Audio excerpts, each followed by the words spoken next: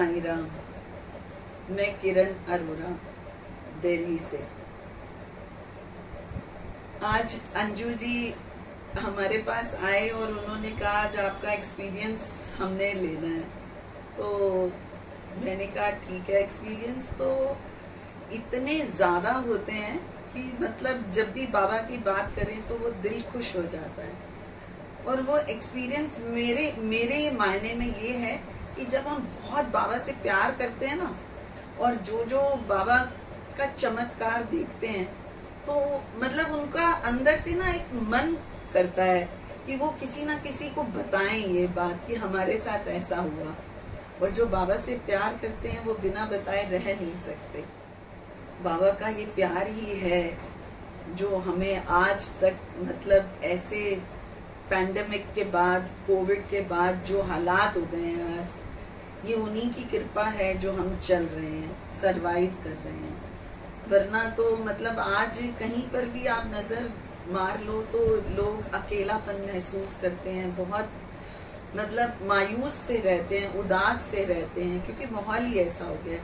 लेकिन बाबा हमें कभी उदास रहने नहीं देते, वो हमेशा हमारे साथ रहते हैं और मतलब प्रेरित करते रहते हैं अपने मतलब श्री साईं से चरित्र को हम जब पढ़ते हैं तो उसमें से ऐसी ऐसी बातें होती हैं जो हमारे मन को इतनी भावुक कर देती हैं कि वो नैनों से अश्रुधारा निकले बगैर रह ही नहीं पाते। कई बार मन होता है कि ये बातें किससे कहें, तो उन्हीं में से आज एक बात आपसे, बात तो नहीं कहूँगी, एक कहानी है एक तरह से जो मुझ पर ही लागू होती है, मेरे साथ ही बीती है। आज से करीब कोई मतलब 7-8 साल पहले की बात है, 2016 की। 2016 में मैं अपने बेटे और अपनी बहनों के साथ शिरडी गई थी। मेरे ताया जी का बेटा था साथ में और मेरी बहन की बेटी थी, हम सब मिलकर गए। लेकिन जब हम जा रहे थे तो उससे पहले कुछ दिन पहले हमने एक छोटा सा पपी रखा था, बीगल थी, ऑडी उसका नाम मेरे बेटे ने रखा था क्योंकि उसको ऑडी बहुत पसंद थी गाड़ी, और उसी के नाम से उसने उसका नाम रखा। तो जब मैं शिरडी जाने लगी, आप कहेंगे कि फिल्मी स्टोरी सुना रही है, सच्ची बात है। जो फिल्मों में होता है, जब आप पिक्चर देखते हैं ना, और कई सीन्स ऐसे डायरेक्टर डायरेक्ट करता है कि ऐसे लगता है कि ये तो पिक्चर दिखाते हैं, नहीं, हकीकत है। जिन्होंने उस सीन को, उन बातों को अनुभव किया होता है, उनमें से मैं एक हूँ। वो एक ऐसी कहानी है कि मेरे लिए तो मतलब वो जब मैं याद करती हूँ तो मैं बहुत भावुक भी हो जाती हूँ, उदास भी हो जाती हूँ। वो इसलिए कि जब हम जाने लगे तो मेरे हस्बैंड से मेरी जो बातचीत हुई उसका एक छोटा सा मैं आपको वाक्यांश सुना रही हूँ।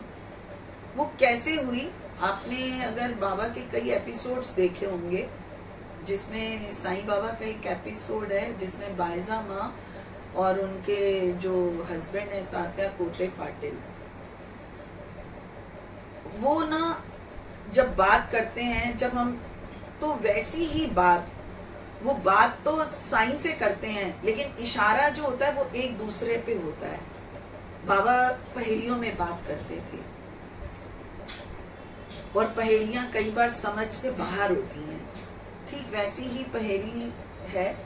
मेरे हस्बैंड, जब मैं नीचे गाड़ी खड़ी है, जाने के लिए बिल्कुल तैयार हूँ, उनके हाथ में पपी है और वो उस ऑडी को बोल रहे हैं कि देख, तुझे प्यार करने वाला भी जा रहा है और तुझसे लाड करने वाली भी जा रही है, यानी मेरा बेटा और मैं उसको बहुत प्यार करती थी, उसको नहलाना धुलाना, उसको अपने साथ एक बच्चे की तरह सुलाने का काम करती थी। तो वो सब देखते थे। अब मैं जा तो शिरडी रही हूँ, लेकिन मैं उनको कह रही हूँ, मैं कैसे, मतलब मैं जा तो रही हूँ शिरडी पर मेरा मन नहीं कर रहा, मुझे ऐसे लग रहा है कि ये कैसे रहेगी मेरे बिगैर। मतलब बहुत गौर से सुनने की बात है ये। मैं उनको ये कह रही हूँ कि ये कैसे रहेगी कि मैं जा रही हूँ, फिर मेरा अंदर से मन जो है ना बड़ा अजीब सी फीलिंग दे रहा है मुझे, मतलब मैं समझ नहीं पा रही हूँ। और मेरे हस्बैंड क्या कह रहे हैं कि उसको, ऑडी को, उस पप्पी को कह रहे हैं कि देख, प्यार करने वाला भी जा रहा है और लाड करने वाला भी जा रहा है। हम समझ नहीं पाते, कई बार कुछ ऐसे बातें हो जाती हैं। कहते हैं ना, इंसान कहता तो कुछ और है, होता कुछ और है। फिर जब मैं नीचे गाड़ी में बैठने लगी तो मेरे हस्बैंड ऊपर लॉबी में खड़े थे, मैं ऊपर देखी। आप बिलीव नहीं करेंगे कि वो बात ऐसे हुई कि जैसे कोई चीज टूट के मेरे हार्ट के अंदर एक सुई की तरह चुभ गई, जैसे कोई ऊपर से बिजली की तार टूटती है ना और आपको वो करंट दे जाती है कि आज कुछ आपसे छूट रहा है। लेकिन वो क्या छूट रहा है, क्या नहीं छूट रहा, ये आप समझ नहीं पाते हैं। मतलब मेरी समझ से बाहर थी वो बात, वो मेरा अनुभव, और जो मैं फील कर रही थी कि ये क्यों हो रहा है, नहीं समझी। और चंद ही घड़ियों में हम गाड़ी में बैठे और इधर उधर की बात शुरू हो गई और ठीक है, हमने शिरडी की यात्रा शुरू की। अब शिरडी पहुंचे तो दर्शन के लिए गए। दर्शन के लिए देखा तो बेशुमार रश, हमें तो अंदाजा भी नहीं था कि इतना रश होगा वहां पर। और क्या कहते हैं, चलो दर्शन के लिए तैयार हुए सब जने। मेरे ताया जी का बेटा भी था और मेरे ताया जी की तबीयत बहुत खराब थी। हम उसको ब्रदर को साथ ले तो आए, पर अंदर से घबरा रहे थे कि ताया जी की तबीयत ज्यादा ना खराब हो जाए और इसकी जो धर्म पत्नी है कहीं वो ये ना कहे कि बहनें जो है भाई को लेकर चली गई जबरदस्ती। इन्होंने ये भी नहीं सोचा कि पीछे से कैसे होगा।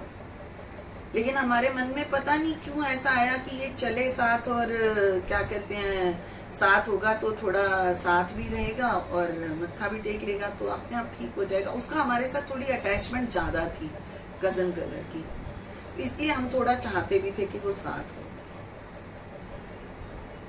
अब वहां पहुंचे तो वहां पहुंचने के बाद जो वो रश का नजारा देखा तो 4-5 घंटों से पहले नंबर नहीं आना था, शाम का टाइम था और थके हुए भी थे यात्रा से, मतलब ट्रेन से जैसे आए तो वो थकावट भी थी।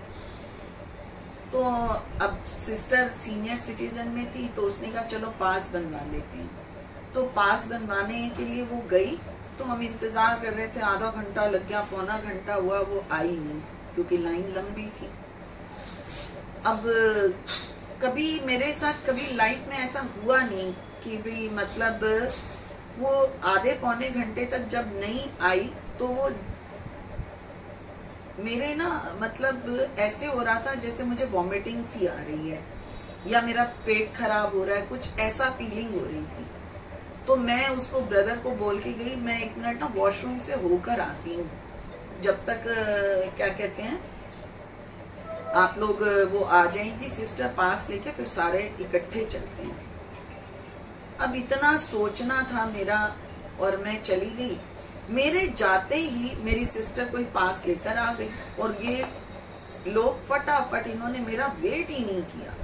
अब यहाँ पर भी समझने की बात है कि उन्होंने मेरा वेट नहीं किया, इसके पीछे भी कारण था।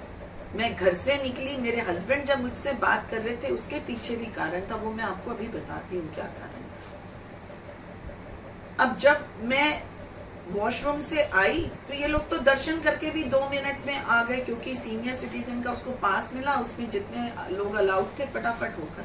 और मैंने आते ही गुस्सा किया, मैंने कहा ये क्या आप लोग मुझे छोड़कर चले गए। मतलब मैं उनसे नाराज हो गई, उनके साथ थोड़ा सा मेरी तनातनी भी हो गई। मैंने कहा ये तो कोई अच्छी बात नहीं कि आप लोगों ने मुझे छोड़कर आप चले गए दर्शन के लिए, और इतनी 5-6 घंटे की लाइन है, मुझे फिर दोबारा जाना पड़ेगा। मतलब तो मुख्य दर्शन हम कर चुके थे।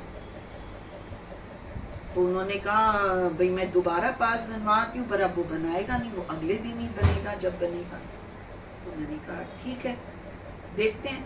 बेटे ने भी बोला कोई नहीं मम्मी, क्या कहते हैं, आपने दर्शन कर लिए ना, वो आए कोई बात नहीं, अब ज्यादा वहम मत करो, आप तो बाबा को बहुत ज्यादा वो करते हो तो इसलिए इस चीजों को मत लो। मैंने कहा नहीं बेटा, मेरा मन तो अंदर से खराब हो रहा है कि ऐसे मैंने दर्शन नहीं किए। लेकिन कहते हैं ना, तेरे मन कुछ और है और दाता के मन कुछ और। कहते हैं जैसे एक माता पिता अपने बच्चे के बारे में सब कुछ जानते हैं, उसकी कमजोरियां, उसकी अच्छाइयां, कब उनका बच्चा क्या करेगा, कैसे बिहेव करेगा, वो सब जानते हैं। ठीक वैसे ही हमारे साईं भी हमारे बारे में सब जानते हैं और उनको पता है कि जब कोई हम मेरे पास आएगा तो मुझे उनको क्या देना है। और मेरा मानना ये है, मैं जब जब उनके दरवाजे गई हूँ, उनके दरबार गई, उनके दर पे गई, मैं कभी खाली नहीं लौटी। मैंने जो मांगा, मैंने जो भी मांगा, मुझे सब मिला। और मैं उनका जितना शुक्राना करूं उतना ही कम है। मतलब उन्होंने मेरी जिंदगी को कैसे ट्रांसफॉर्म किया ये सिर्फ मैं ही जानती हूँ या मेरा दिल ही जानता है। और उस दिन भी उन्होंने ऐसे ही किया कि तो उन्होंने मेरे साथ हल्की सी दगा, लेकिन मैं क्या करूं, मेरा साईं है, वो तो सब जानता है।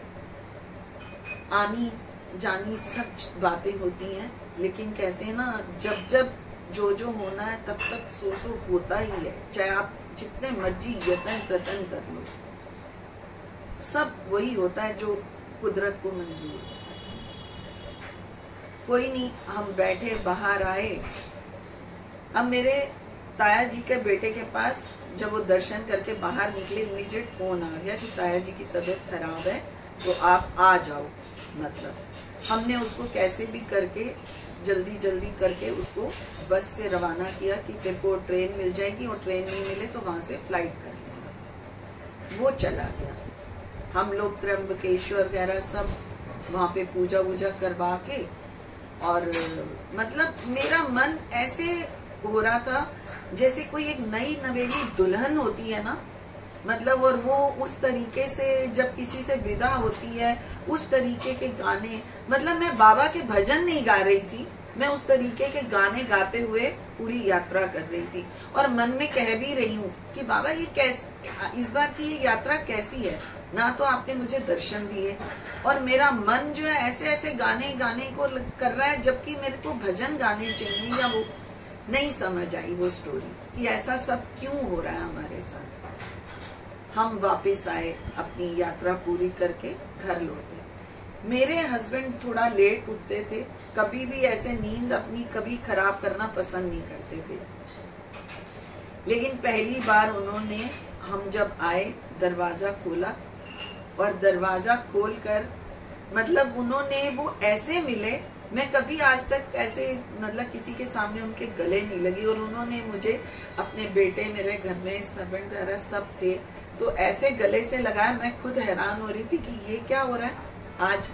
मतलब मेरे हस्बैंड में इतना बड़ा चेंज, मेरे बेटे से मिले सब, और वो नाश्ता कभी नहीं करते थे, वो लंच ब्रंच एक ही बार करते थे। उस दिन उन्होंने हमारे आने के बाद हमारे साथ ब्रेकफास्ट भी किया, सब किया। और मैं मन ही मन बड़ी हैरान हो रही थी कि कहीं चेंज बड़ा, कैसा चेंज है। अब जब ये सब चीजें हो गई, एक दिन जब उसी दिन, हाँ, सुबह सुबह हम आए, तो मैंने जब दोपहर को दोबारा थोड़ी देर रेस्ट वेस्ट करके हम जब उठे, तो मैंने उनसे कहा, अनु आज मुझे इस बार बाबा ने ना दर्शन नहीं दिए। उन्होंने कहा दर्शन नहीं दिए, क्यों, ऐसा क्यों? मैंने कहा समझ ही नहीं आई। और ये बात मैंने किसी से नहीं बोली कि कैसे बोलूं कि मैं शिरडी गई और बाबा के अंदर जाके दर्शन नहीं करके आई। बड़ा अंदर से संकोच हो रहा था और इतना कुंठित था मन कि मैं मतलब आपको शब्दों में बयान भी नहीं कर सकती। लेकिन जब उन्होंने सुना तो उनको भी बड़ा बुरा लगा। अब मैं शिरडी से आई तो मेरा एक रूटीन था डेली बाबा के पास जाने का। सेक्टर 7 में रोहिणी में मंदिर है बाबा का, और मैं वहाँ मतलब 20-25 सालों से जा रही हूँ। और बहुत कम टाइम होगा ऐसा कि जो मेरा कोई मतलब मिस होता हो, चाहे मैं सुबह जाऊं, चाहे मैं दोपहर को, चाहे मैं रात को, लेकिन मेरा मन जाए बगैर रहता नहीं था। वहाँ से एक ऐसी तार जुड़ी हुई है, कहीं पर भी किसी मंदिर में भी मत्था टेक लूँ, पर वहाँ जाने के बाद एक अजीब सा सुकून, अजीब सी शांति और असीम तरीके का मतलब मन प्रसन्न हो जाता है मेरा। आपने सुना होगा कुछ कुछ जगहों पे आपकी तार ऐसे जुड़ जाती है कि जैसे कोई एक रिश्ता बन गया हुआ आपका उस जगह के साथ। ऐसा नहीं है कि साईं हर जगह है, लेकिन मंदिर हर जागृत नहीं होता। जो वो मंदिर है हमारा, वो बाबा का मंदिर नहीं, हमारा अपना घर है। उसमें बाबा के साथ बात करने का एक अलग ही मतलब अनुभव होता है। वहां जाती हूँ, मतलब मेरा मन, मतलब अब तो फिर भी मैं लोगों से बात करती हूँ कोई मिलता है तो, लेकिन कुछ टाइम तो मैं कभी भी सिर्फ साईं राम होती थी और बस उनसे बात हुई और उसके बिना मुझे कुछ और नहीं चाहिए होता था। आज भी ऐसे ही है, लेकिन आज फिर भी साईं राम भी होती है, 2 मिनट किसी से खड़े होके बात भी कर लेती हूँ, पहले कभी नहीं कर पाती थी।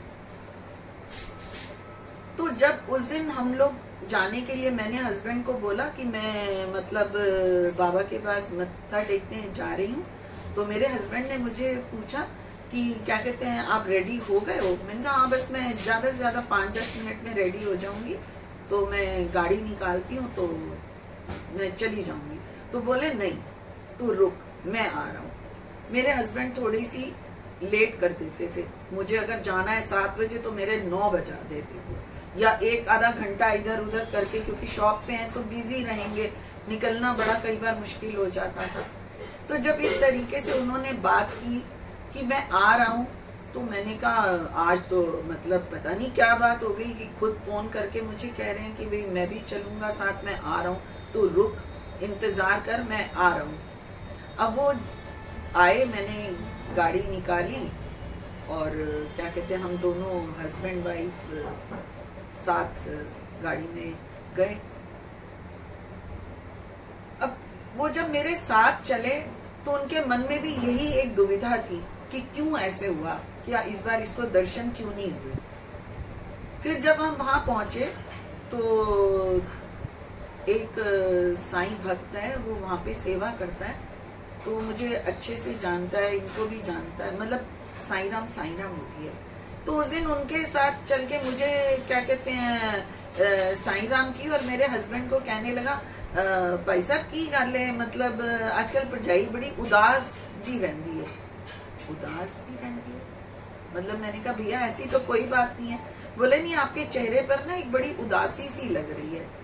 अब आप यहाँ गौर तलब करने की बात है कि वो भी ऐसी बात बोल रहे हैं जो हुई नहीं है, होने वाली है। उनके मुख से भी वही बात निकली कि उदास रहती है। मेरे हस्बैंड भी शांत, क्योंकि बहुत मौन रहते थे, ज्यादा बातचीत नहीं करते थे, तो उन्होंने भी कहा कि ये बड़ी शांत रहती है। तो मैंने कहा ऐसी तो कोई गल नहीं हैगी, मैं तो बिल्कुल ठीक है, ओमे ही हैगी। चलो माथा टेका और मत्था टेक के हम लोग घर चले गए। रास्ते में ही मैं अपने बेटे के एक रिश्ते की बात चला रही थी। उन लड़की वालों से भी हमारी रास्ते में बातचीत हुई कि हम कल अपने बेटे को क्या कहते हैं जो है बात, एक मीटिंग रख लेंगे और आगे की बात जैसे होगी, अगर पसंद आती है लड़की तो करेंगे। ये ब्लूटूथ पे हमारी बात हो रही थी, जो हम दोनों हस्बैंड वाइफ मिलकर कर रहे थे। अब घर पहुंचे, एक रात बीती सिर्फ, और उसी रात को मेरे ख्याल से मेरे हस्बैंड कोई बाजार से कोई सब्जी लेकर आए और बड़ी तारीफ कर रहे थे कि सब्जी ना बड़ी अच्छी है। नॉन वेज के शौकीन थे, तो मैंने कहा खाना आपने इतना सा शोर आपने इतना मचा रखा है कि इतनी अच्छी। वो खाना खाया, रात को सोए और सुबह उठे और उनकी तबीयत अचानक से खराब हो गई। डॉक्टर के पास चलना भी पसंद नहीं करते थे, लेकिन हम उनको जबरदस्ती डॉक्टर के पास लेके गए। उसने बोला कि इनको एडमिट कर दो, तो मैंने कहा ना एडमिट हो जाते हैं। बोले नहीं, अभी मैं ठीक महसूस कर रहा हूँ। तो मैं ये कह रही थी कि जब उन्होंने कहा ठीक महसूस कर रहा हूँ, तो मैं वैसे जिद करती थी कि मतलब अगर कोई चीज नहीं ठीक लग रही तो मैं जबरदस्ती कहती थी नहीं होना है। उस दिन मेरे को पता नहीं क्या हुआ, मैंने उनके साथ कोई जिद ही नहीं की। मैंने मतलब उनको प्रेशर ही नहीं डाला कि नहीं एडमिट होना है, या तबीयत मुझे उनकी खराब लग रही थी। लेकिन क्या है, ही इज वेरी बोल्ड, मतलब जल्दी ज्यादा परेशान नहीं होते थे किसी भी चीज से। तो मैंने कहा हो सकता है अगर नहीं होगा तो रात को दोबारा ले आएंगे या कर देंगे। अब जब घर लेके आए, मेडिसिन वगैरह दी, अब वो पता नहीं बाय मिस्टेक कोई दवाई ऐसी उनको गई या क्या, एकदम उनका बीपी जो है ना, वो लोग मेरी समझ में नहीं आया कि वो बीपी लो है, लेकिन पसीने ऐसे निकले जैसे पानी नलका उनका बह रहा हो।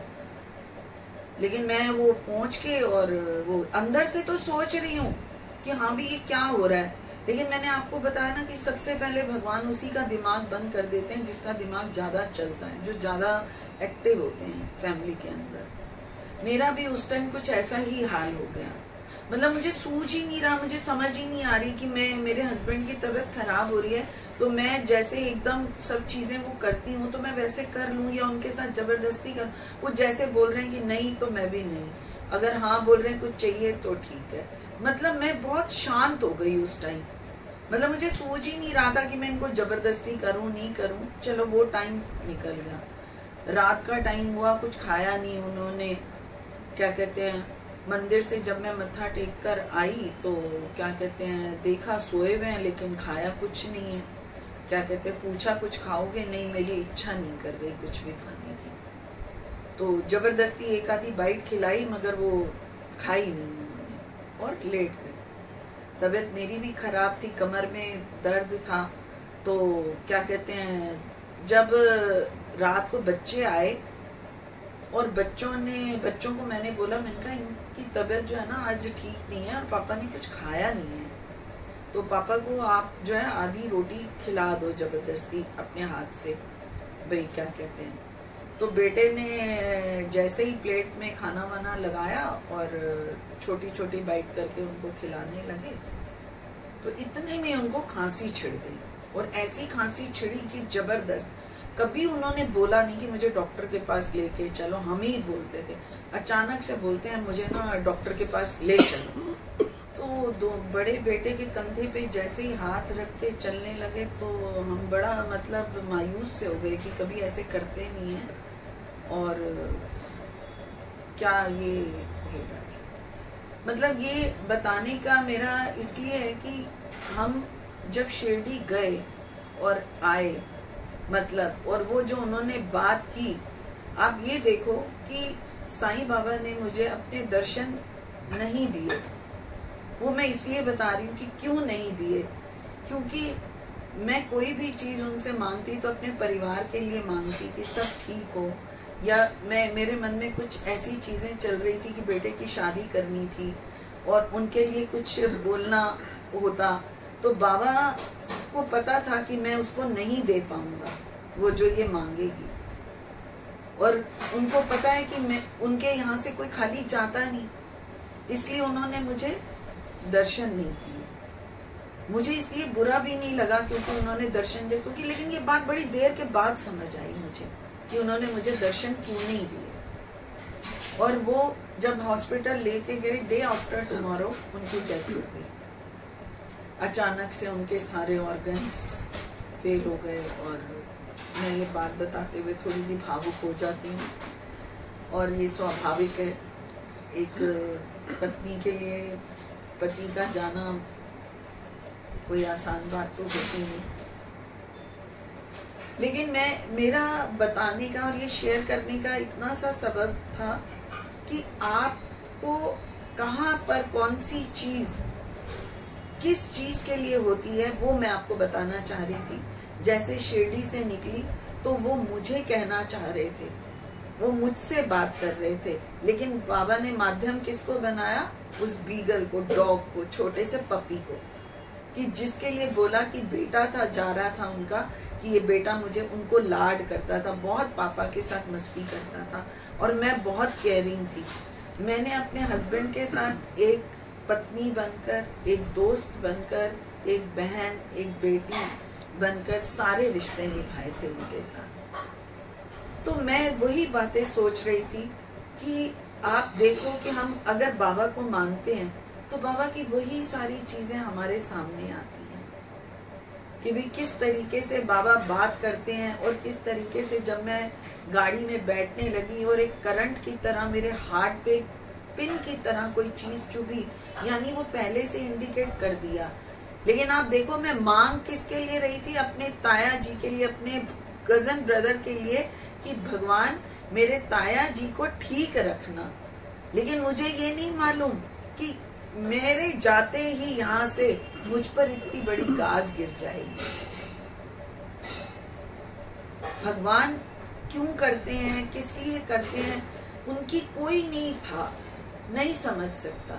तो कहते हैं ना आदि है ना अंत है, और वो क्यों करते हैं, किस लिए करते हैं, ये सिर्फ वही जानते हैं। बुरा तो बहुत लगता है, लेकिन मुझे बुरा इसलिए नहीं लगता क्योंकि मैं बाबा के सहचरित्र को जब भी पढ़ती हूँ मुझे हर बार कुछ नया सीखने को मिलता है।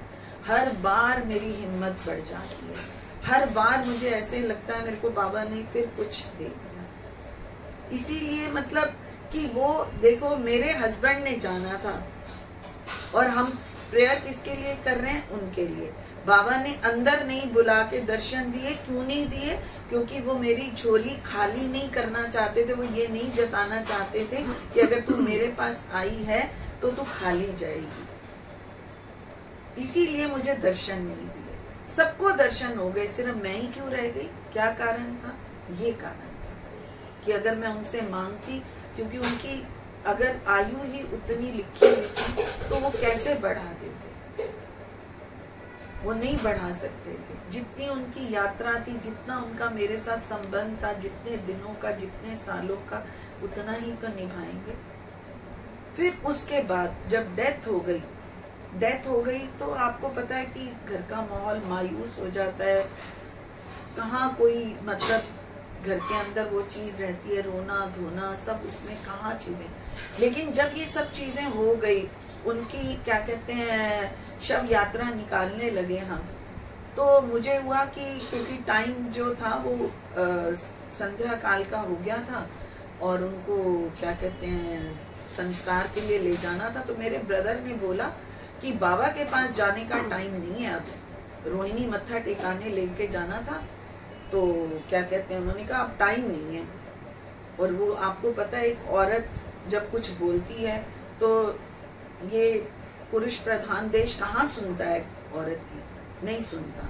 लेकिन उस समय फिर मैंने कहा बाबा के पास तो जाएंगे मत्था टेकने के लिए। रोहिणी अगर दूर है कोई बात नहीं, तो हम रजौरी में बाबा का मंदिर है वहीं मत्था टेकेंगे, लेकिन मत्था तो टिकाएंगे। बिना माथा टेके तो मैं मतलब उनका संस्कार नहीं करूंगी। अब आप देखो हमने उनकी जब शव यात्रा निकाली तो मुझे चोला चाहिए था, जो मैंने फोन किया। क्या कहते हैं मेरी बहुत अच्छी दोस्त भी है मिसेस महाजन, सेक्टर 7 में रोहिणी में। उनके साथ बड़ा आंतरिक एक प्रेम है मुझे, मतलब वो क्यों है ये मैं नहीं जानती, लेकिन बहुत अच्छे से। तो मेरी नीज ने उनको कॉल किया कि ऐसे ऐसे उनके हस्बैंड की डेथ हो गई है किरण जी के, और क्या कहते हैं चोला बाबा का अगर आप भिजवा दें तो आपकी बड़ी मेहरबानी होगी। अब उन्होंने कहा मैं देखती हूँ, मैं क्या कहते हैं अगर होता है तो मैं भिजवा दी। अब जब गाड़ी में उनको लेटा के ले जाने लगे तो मेरे मन में ये भाव चल रहा है, विचार चल रहा है, क्या बाबा क्या इतने हम मतलब पराये हो गए आपके लिए कि मतलब मेरा हस्बैंड अगर मतलब उसकी डेथ हो गई तो आप क्या उसको चोला भी नहीं दोगे? मतलब क्या चोले से भी हम दूर हो गए? मतलब उसके ऊपर कोई ओढ़नी पहनाकर आप नहीं भेजोगे?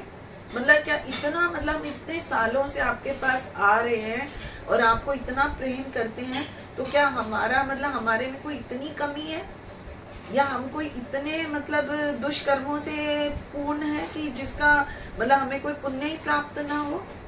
ये सब विचारधारा मेरे अंदर चल रही है और मैं मन में सोच रही हूँ कि ये कैसी लीला है बाबा की और क्या हो गया अचानक से जो इस तरीके से।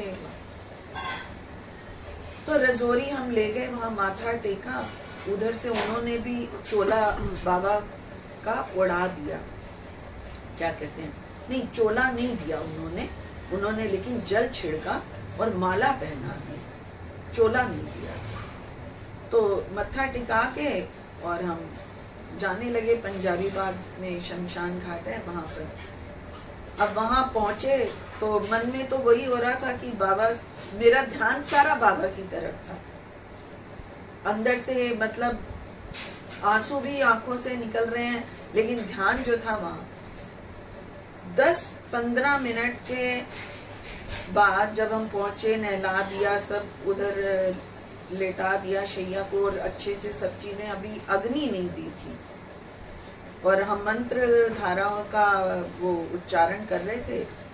तो इतने में फोन आया मेरी नीस को, और मिस्टर महाजन, मैं उनकी ऋणी हूँ, मेरे को ये कहते हुए जरा सा भी वो नहीं, अगर वो उस चोले को नहीं लाते तो मेरा मन हमेशा के लिए एक कुंठा से भर जाता, बड़ा कसक रह जाती। वो उन्होंने फोन किया कि मैं चोला ले आया हूँ। आप बिलीव नहीं करेंगे, वो चोला बाहर, और वो कैसे आए, उन्होंने बताया कि लाजपत नगर में था, जिसका रास्ता पौने घंटे का था, वो मैंने 20 मिनट में तय किया। अब आप बताओ, लाजपत नगर और पंजाबी बाग रास्ते का ट्रैफिक अगर आप देखो तो 1 से 1.5 घंटा लग जाता है। उसको बाबा ने उस रास्ते को 20 मिनट का बना दिया। और जैसे ही वो चोला अंदर आता जा रहा शमशान घाट के अंदर, मेरे पति के चेहरे का नूर ही बदल गया। और जैसे ही हमने वो चोला आया, हमने उनको ओढ़ाया, आप बिलीव नहीं करेंगे, वो ऐसे सजे हुए लग रहे थे जैसे कोई दूल्हा राजा सजता है। मतलब उनके चेहरे का नूर बिल्कुल बदल गया। ऐसे लग रहा था कि मतलब कोई बिल्कुल शादी करने को तैयार हो। हकीकत है, मृत्यु भी एक शादी है। मृत्यु के बाद कहते हैं ना, जब आदमी जीवित है, आज हमें दैहिक गुरु की जरूरत होती है, और जब हम दीक्षा लेते हैं तो हम कहते हैं आज गुरु से दूसरी शादी है। पहला पति तो पति होता है परमेश्वर, लेकिन दूसरा पति जो होता है वो गुरु होता है, जो हमेशा हमारे साथ रहता है। ऐसे ही ठीक उनके साथ भी मैंने होते हुए देखा। यानी 1 घंटे का रास्ता 20 मिनट में तय करना नामुमकिन, लेकिन वो चोला लेकर आए। उन्होंने मेरे दिल की पुकार सुनी। उन्होंने, मतलब मेरा विश्वास इतना अटल था, लेकिन मैं मानने को तैयार नहीं थी कि ऐसा क्यों हो रहा है। मन में विचारधारा चल रही, पर कहते हैं अगर आपके मन में उस साईं के लिए निरंतर वो चलती रहती है धुन, तो आपको वो छोड़ते नहीं। वो ऐसे हैं, वो कुछ भी आप मांगो वो देते हैं। मतलब वो चोला आना मेरे लिए एक ऐसा मतलब उपहार था। चाहे मेरे पति चले गए, मुझे फिर उसका दुख नहीं हुआ, क्योंकि यात्रा तो उन्होंने उतनी ही काटनी थी जितनी कुदरत ने दी होती है। लेकिन वो बाबा का चोला उनको समर्पित हुआ, उनको मिला, और वो एक अच्छे से गए। वही मेरे लिए बहुत बड़ी बात थी। मतलब लेकिन जो बातें हुई, वो आप ये देखो, वो सब चीजें पहले बताते जा रहे थे, लेकिन समझ कब आती है, जब आपके साथ कोई हादसा हो जाता है। बात हो रही है डॉगी से, लेकिन वो अपने मन की बात कह रहे हैं कि तू कैसे रहेगी, तू तो मेरे से लाड करने वाली, बेटा प्यार करने वाला वो चला जा रहा है, और मैं उनसे कह रही हूँ कि मैं कैसे रहूंगी इसके बगैर, भाई ये रह पाएगी या मैं रह। यानी पहले से ही हम दोनों की बात ऐसी हुई कि जो ना उनकी समझ में आ रही थी ना मेरी। मतलब उस बात से मैं बड़ी हैरान। बाबा की तो लीलाएं बहुत है, उसमें कोई अंत नहीं है, और इतने एक्सपीरियंस है, इसलिए आज ये एक्सपीरियंस शेयर करते हुए मुझे बड़ा अच्छा लगा। ओम साईं राम।